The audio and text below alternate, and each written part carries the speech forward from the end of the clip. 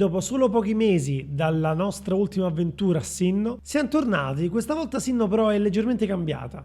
Siamo nel periodo feudale, giapponese feudale, e la cultura Pokémon è talmente nulla che per molti si evolve in paura. Gli unici che ne sanno qualcosa in più sono le stesse persone che lavorano nel team di ricerca, a cui fa capo il professor Laven. Sicuramente sapete di chi sto parlando. Il professor Laven è colui che incontriamo nelle prime fasi del gioco. Diciamo è il nostro Virgilio del tutorial ed è anche quello che è vestito incredibilmente strano.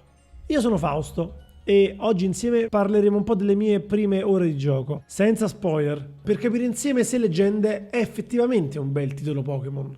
A primo impatto Legend Arceus è magnifico, soprattutto per chi come me ha passato ore ed ore sul Game Boy giocando alla prima generazione, immaginando di essere noi stessi in giro per quei percorsi. Ma tiriamoci subito il dente, parliamo dell'aspetto più chiacchierato tra tutti, la grafica. Effettivamente Legend Arceus sotto questo punto di vista non brilla, anzi è davvero molto sotto le aspettative. Sì, certo, la Switch ha i suoi anni e le sue limitazioni hardware, ma ciò non giustifica un lavoro pigro come questo. Però facciamo chiarezza. Per grafica intendiamo non i modelli, perché quelli sono fatti bene, soprattutto gli effetti delle mosse di combattimento ed i particellari. Ciò che delude invece è l'ambiente circostante, spesso troppo spoglio, non emozionante e nonostante le diversità tra i biomi, forse un po' troppo simile. Si poteva fare sicuramente di meglio, ma ora parliamo di trama. È vero che non l'ho ancora finito, ma vi assicuro che sono molto vicino alla fine e onestamente mi aspettavo qualcosa di meglio. Un po' perché hanno svecchiato molto il gameplay, non ci sono palestre e quindi di conseguenza i capi palestra. Ma se oggi dovessi spiegarvi chi stiamo combattendo, chi è il cattivo di turno o semplicemente il perché siamo qui, io ancora non lo so e dopo 15 ore è abbastanza grave. L'unica cosa certa, perché vendetta da Arceus durante i primi 2 minuti di gioco, è quella che dobbiamo completare il Pokédex. Stop, null'altro. Ed è qui che ci rimango male, perché mi sto rendendo conto sempre di più che è solo questo il gioco. Eppure Leggende nasce anni e anni prima Perle e Diamante. Mi aspettavo che mi raccontasse, non so, la lore, un qualche storia mai raccontata. Invece ad oggi, dopo 15 ore di gioco, io non so praticamente nulla. Mi aspettavo di più. Passiamo al gameplay. Ragazzi, qui non ho veramente nulla da dire. Perfetto, molto divertente ed è anche quello che tutti noi degli anni 90 ci aspettavamo da anni. Finalmente un mondo aperto dove poter andare in giro, scorrazzare, incontrare Pokémon e non per forza doverli tutti combattere ogni volta. Mondo aperto. In realtà non è proprio così. Infatti ricorda molto Monster Hunter. Ora, so che è gusto personale e personalmente non lo preferisco, però effettivamente man mano che si gioca mi rendo sempre più conto che in realtà io stia giocando un Monster Hunter con le skin dei Pokémon. Abbiamo l'hub centrale, il villaggio Giubilo, dove possiamo raccogliere le missioni da affrontare. Una volta scelta la missione avremo a disposizione le varie zone di caccia.